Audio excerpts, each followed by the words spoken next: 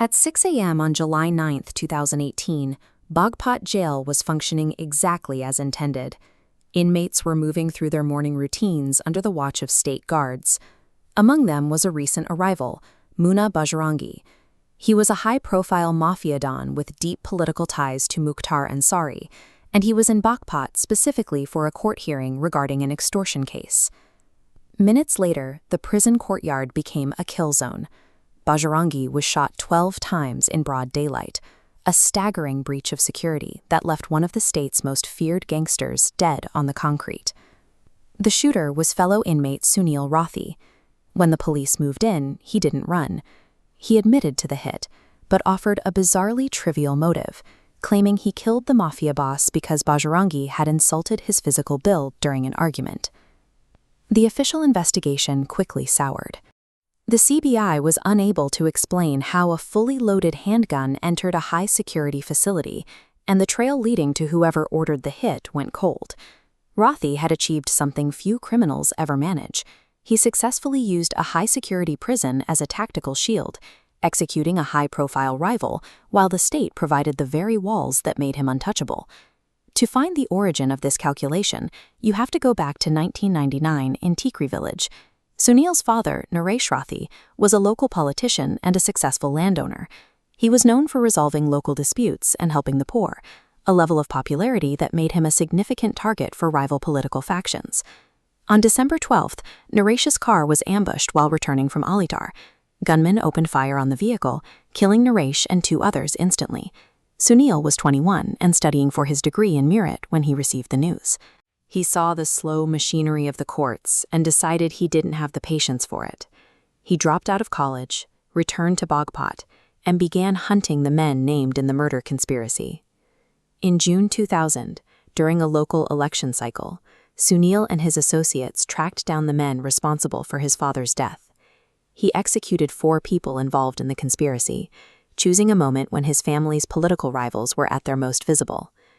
This wasn't just a burst of anger, it was a repositioning of the family name. Sunil established a new rule for Tikri. Any political move against the Rathis would be met with absolute, disproportionate violence. After the killings, Sunil became a fugitive. He moved through Delhi and eventually to Haridwar, where he was finally arrested in a residential colony in late 2000. Incarceration usually ends a criminal's career, but for Rathi, it provided an unassailable base of operations. The prison walls protected him from street-level retaliation. He spent the next decade running a massive extortion network from his cell. His reach was so effective that one target reportedly bought bulletproof jackets for his entire family immediately after receiving a single phone call from Rathi. When the state tried to regain control, Rathi pushed back. In 2011, he orchestrated the murder of Deputy Jailer Narendra Singh, who had been trying to dismantle the gang's internal hierarchy. He also maintained his grip on rival gangs. In 2014, he coordinated an ambush on a former associate, Chinu Pandit. The attack was triggered by Rathi's own mother, signaling a team of shooters to open fire on the crowd waiting outside. By successfully targeting both prison officials and rival dons, Rathi established a monopoly on violence in the region. He had rendered the concept of a correctional facility completely obsolete. This brings us back to the 2018 hit on Munna Bajrangi. That assassination wasn't a random act of prison violence. It was a continuation of the strategy Rathi started at 21. Rathi's violence is inextricably linked to the ballot box. His criminal network provides the intimidation and the capital necessary to fuel his family's repeated attempts to secure political office in Uttar Pradesh. We saw this clearly during the 2020 district panchayat elections. Rathi allegedly ordered the murder of a rival candidate, Paramveer, specifically to clear the path for his mother's campaign. However, the strategy has hit a wall.